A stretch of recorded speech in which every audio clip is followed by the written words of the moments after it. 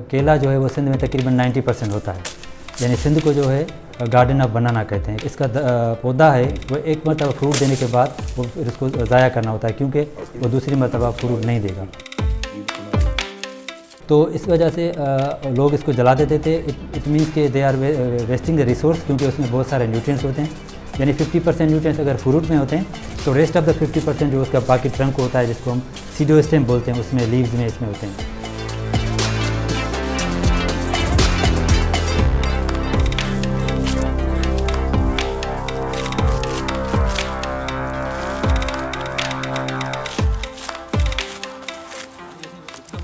हमने फिर इसको फ़र्स्ट टाइम इस सिंध और हमारे कंट्री में हमने एक जो है मशीन के ज़रिए इसका फ़ाइबर निकालने का तजुर्बा किया, जिसको हम बनाना वेस्ट फ़ाइबर कहते हैं।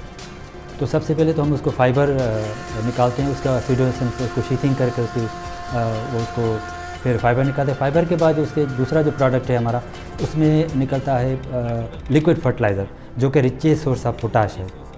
और पोटाश को हम ऐसे कहते हैं कि वो इस क्वालिटी एलिमेंट है, लेकिन हमारे फार्मर्स क्योंकि अनअवेयर रहते हैं और उसकी प्राइस जो है वो 6-7 हज़ार रुपये, तो वो इस्तेमाल नहीं करते।